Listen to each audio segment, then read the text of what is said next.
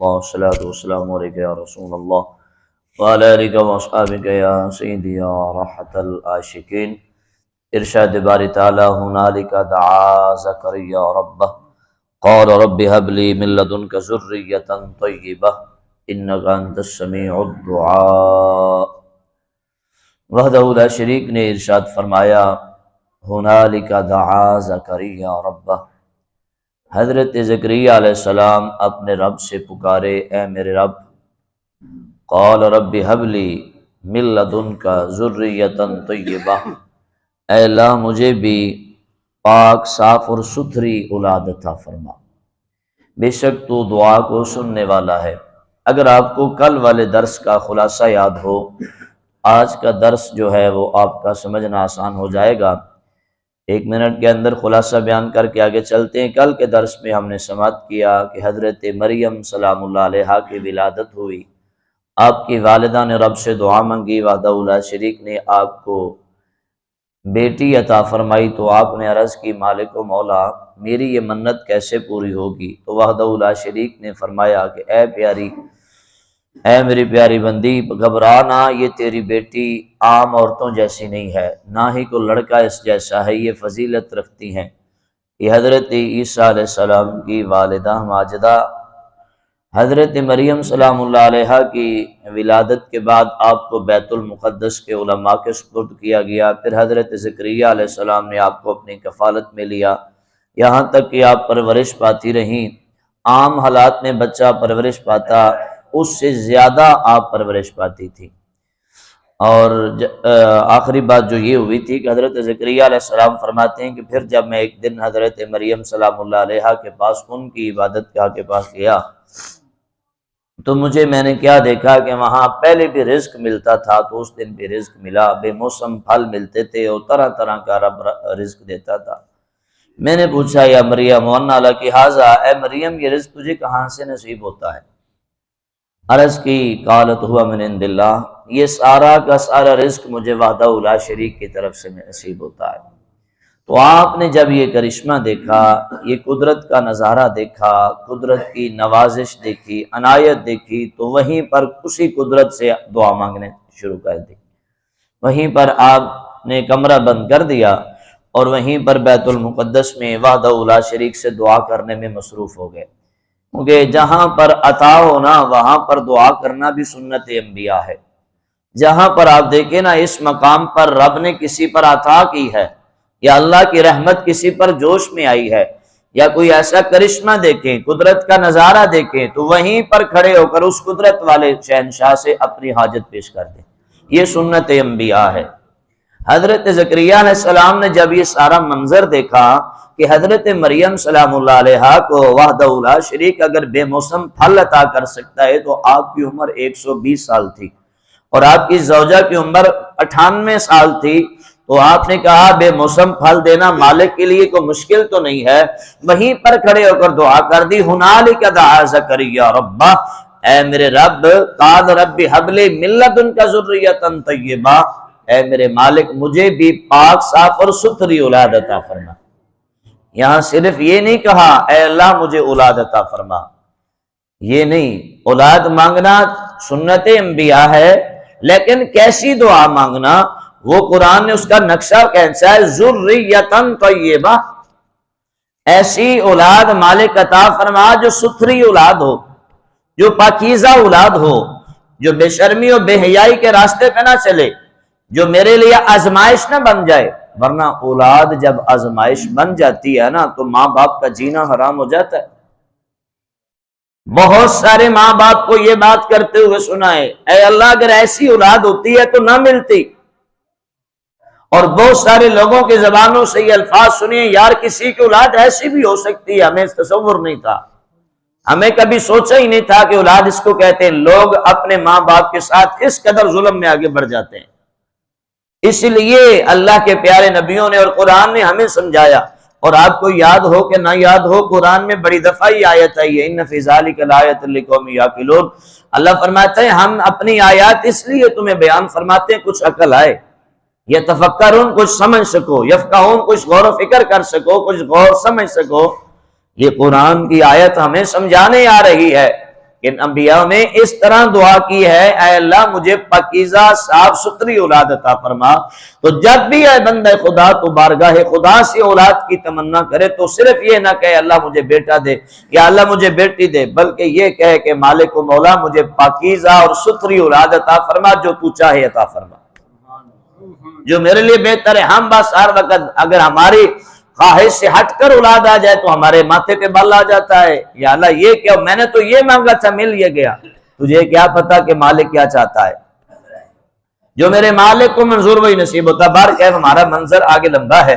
حضرت زکریا علیہ السلام نے عرض کی وعدہ اللہ شریف پاکیزہ اولاد عطا فرما، انک انت السمیع الدعاء، اے میرے مالک بے شک تو ہی دعاؤں کو سننے والا ہے۔ یہ نہیں کہا مالک تو نہیں سنتا، یہ کہا مالک تو ہی دعاؤں کو سننے والا ہے۔ اپنا ایمان پختہ کیجئے۔ اللہ اکبر کبیرہ۔ آگے کیا ہوا؟ فنادتہ الملائکۃ وہو قائم یصلی فی المحراب، وہیں پر اللہ کی رحمت کے فرشتے اتر آئے نماز کی جگہ پر، کیونکہ جہاں عطا ہو وہاں دعا قبول ہوتی ہے۔ اب وہاں رب کی نوازش اور عطا تھی، وہاں اپنے خلوص کے ساتھ اللہ کے نبی نے دعا کی۔ فنادتہ الملائکۃ وہو قائم یصلی، ابھی نماز پڑھ رہے تھے تو اللہ کی رحمت کے فرشتے حضرت جبرائیل پاک اتر آئے۔ ان اللہ یبشرک بیحییٰ، اے پیارے اللہ کے نبی حضرت زکریا، اللہ نے آپ کو حضرت یحییٰ علیہ السلام کی بشارت عطا فرما دی۔ اللہ کے نبی کی پشت سے اللہ کا نبی آ رہا ہے کہ اللہ نے آپ کو یحییٰ علیہ السلام کی، کون سے یحییٰ علیہ السلام؟ مصدقا بکلمۃ من اللہ وسیدا وحصورا ونبیا من الصالحین، وہ یحییٰ علیہ السلام جو تصدیق کریں گے اللہ کے کلمہ۔ اللہ کا کلمہ کون ہے؟ میں نے کل بتایا تھا، حضرت عیسیٰ علیہ السلام، ان کی تصدیق کریں گے۔ حضرت عیسیٰ علیہ السلام سے بس حضرت یحییٰ علیہ السلام 6 ماہ بڑے ہیں۔ کتنے؟ صرف 6 ماہ بڑے ہیں۔ جب حضرت عیسیٰ علیہ السلام کی ولادت ہوئی تو سب سے پہلے جس نے تصدیق کی کہ یہ سچے ہیں اور اللہ کے نبی ہیں وہ حضرت یحییٰ علیہ السلام ہے۔ اس لیے پہلے ہی رب نے فرما دیا جبریل میرے پیارے پیغمبر کو جا کے بتا دے کہ اللہ کے کلمہ کی اگر کوئی سب سے پہلے تصدیق کرے گا تو وہ یہی تیرا بیٹا جس کی ہم تمہیں بشارت دے رہے ہیں وہ کرے گا۔ آگے فرمایا وَسَيِّدًا وَحُصُورًا، وہ سردار بھی ہوگا، ایسا ویسا بیٹا نہیں۔ تو نے ہم سے اس وقت مانگا ہے جہاں ہماری عطائیں ہیں، اور مانگا بھی تو نے پاکیزہ اور صاف ستھرا، تو جاؤ ہم تمہیں بشارت دیتے ہیں سردار بھی ہوگا، وحصورا، عورتوں سے بچنے والا ہوگا۔ یہ ہے اچھی دعا کا اچھا ثمر۔ آپ نے کیا عرض کی تھی، یاد ہے آپ کو کہ ہمیں کون سی اولاد چاہیے؟ پاکیزہ اور صاف ستھری اولاد چاہیے۔ رب نے فرمایا جاؤ ہم نے نبی بھی دیا ہے، سردار بھی دیا، اس میں سرداری بھی ہوگی، عورتوں سے بچنے والا بھی ہوگا، وَنَبِيًّا مِّنَ الصَّالِحِينَ، میرے خاص نبیوں میں سے ایک نبی بھی ہوگا۔ یہ عطا ہے میرے رب کی۔ جب یہ سب کچھ ہو گیا اور وہاں پر پھر عرض کرنے لگے ہم سب کے عقیدے سنوارنے کے لیے، ہم سب کا ایمان مضبوط کرنے کے لیے، قال ربی انا یکون لی غلام وقد بلغنی الکبر وامرأتی عاقر، اے میرے اللہ یہ کیسے ہو سکتا ہے جبکہ میں بوڑھا ہو چکا ہوں، وامرأتی عاقر، اے میرے رب یہ کیسے ہو سکتا ہے میری بیوی جو ہے وہ بانجھ پن میں آ چکی ہے۔ یا اللہ تو کیا میرا بڑھاپا اور میری عورت کا بانجھ پن جوانی میں لائے گا یا اسی حالت میں عطا کرے گا؟ یا اللہ یہ کیسے ہو سکتا ہے؟ آج ہر بندے کا سوال، میں بوڑھا ہو گیا ہوں مجھے کیسے اولاد ملے گی، اتنی عمر ہوگی کیسے ملے گی؟ اور ڈاکٹر کہہ دیتے ہیں جی اب تمہاری اولاد نہیں ہو سکتی، تمہاری بیوی ایسی ہو گئی ہے، بانجھ ہو چکی ہے، جا تو نئی شادی رچا لے۔ ان سارے لوگوں کی باتوں کا جواب قرآن کی اس آیت میں، سارے باتوں کا۔ آپ کا ایمان مضبوط ہونا چاہیے اس آیت کے بعد، کسی کا ایمان آج کے بعد رب کی قدرت کے آگے کمزور نہیں ہونا چاہیے، جتنے لوگ آپ بیٹھے ہیں، اور آپ کا حق بنتا ہے یہ جہاں آپ کے سامنے کوئی بندہ ایسی بات کرے اللہ اس کو اولاد کیسے دے گا، تو آپ اللہ کی قدرت کو نیچا نہ ہونے دیں، فوراً اس کے منہ کے اوپر یہ آیت سنائے خبردار دوبارہ یہ بات مت کر، وہ قدرتوں کا شہنشاہ ہے۔ ان اللہ علی کل شیء قدیر اس کی ذات ہے، کن فیکون اس کی شان ہے۔ رب نے فرمایا اے میرے پیارے زکریا قال کذالک اللہ یفعل ما یشاء، اللہ ایسے ہی عطا کرتا ہے اپنی نشانیاں، اللہ ایسے ہی، آپ کو نہ جوانی آئے گی، آپ کی عورت کو نہ جوانی آئے گی، جس حالت میں آپ ہیں اسی حالت میں ہم آپ کو بیٹا عطا فرمائیں گے، اسی حالت میں ہم آپ کو اولاد عطا فرمائیں گے۔ بڑھاپا تو کیا رب کی قدرت تو ہے، اللہ کی قدرت کے لیے نہ جوانی ہے نہ بڑھاپا، اللہ کی قدرت کے لیے نہ مشکل ہے نہ محال، ہر حالت میں میرا اللہ کر دیتا ہے، کیونکہ اس نے کیا کہنا ہے؟ کن فیکون، ہو جانا ہے۔ لہٰذا آج کے بعد کوئی بندہ یہ تصور ہی نہ کرے کہ پتہ نہیں یہ کیسے ہوگا، بندہ رب کا ہو جا، پھر یہ گھبرانے کی کیا ضرورت کہ کیسے ہوگا، اللہ کا تو ہو جا، تیرے سارے کام خود بخود ہو جائیں گے۔ کیونکہ حضرت زکریا علیہ السلام کا کام کیا تھا؟ بیت المقدس میں نبی تو تھے، آپ کی سیرت ہمارے لیے کیا ہے؟ آپ کا کام یہ تھا، آپ بس ہر وقت اللہ کو یاد رکھتے، زندگی کا وقت بیت المقدس کی خدمت میں گزارتے۔ آج ہمیں مسجد کی صفائی کرتے ہوئے مشکل ہوتی ہے، یہاں پر تھوڑا سا مٹی پڑے تو ہم کہتے ہیں ہمارے کپڑے خراب ہوتے ہیں، جبکہ اللہ کے پیارے نبی مسجدوں کے خادم ہیں، جبکہ اللہ کے پیارے نبی حضرت زکریا علیہ السلام مسجد کے خادم، خدمت کرنے والے ہیں۔ اللہ اکبر کبیرہ، اللہ کے گھروں کو صاف کرنا کسی عام کی سنت نہیں ہے، اللہ کے پیارے نبیوں کی سنت ہے۔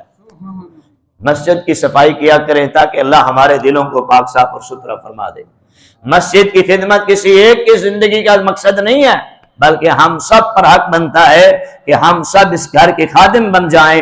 جس دن ہم اس گھر کے خادم بن جائیں گے، اس گھر کے ساتھ مخلص ہو جائیں گے، انشاءاللہ ہماری کوئی بھی مراد خالی نہیں لوٹے گی، اللہ ہماری ہر مراد پوری فرما کے ہماری جولیوں کو مالا مال فرما دے گا۔ اس آیت میں ایک سبق ہمارا یہ ہے، اور دوسرا سبق یہ ہے کہ جب بھی رب سے اولاد مانگے تو آپ پاکیزہ اور ستھری اولاد مانگے۔ نمبر 3، جب بھی اولاد مانگے تو مایوس ہو کر نہ مانگے کہ پتہ نہیں اب ہوگی کہ نہیں ہوگی۔ شادی کو ابھی 3 سال ہوتے ہیں اور لوگ پہلے کہتے ہیں اب اس سے کیا ملے گا، سسرال والے اس کی زندگی تنگ کر رہے ہوتے ہیں، اب کیسے ملے گا؟ جن کو 120 سال میں رب عطا کر سکتا ہے، جس کی عورت کو 52 میں رب عطا کر سکتا ہے تو تیری عورت کو نہیں عطا کر سکتا؟ تو میرے بھائی بس ایمان پختہ ہونا چاہیے، یقین کامل ہونا چاہیے۔ ابھی منظر آگے چل رہا ہے، کل کی آیت میں آگے والا منظر انشاءاللہ دیکھیں گے، اس سے آگے کیا منظر چلتا ہے۔ اللہ رب العزت کی پاک بارگاہ میں دعا ہے جو اللہ ہم نے آج پڑھا سنا، جو اس نے ہمارے لیے سبق ہے، اللہ ہم سب کو اس پہ عمل کرنے کی توفیق عطا فرمائے۔